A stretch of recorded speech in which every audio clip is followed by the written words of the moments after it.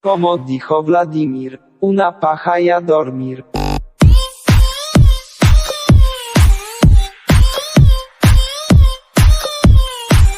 Vladimir.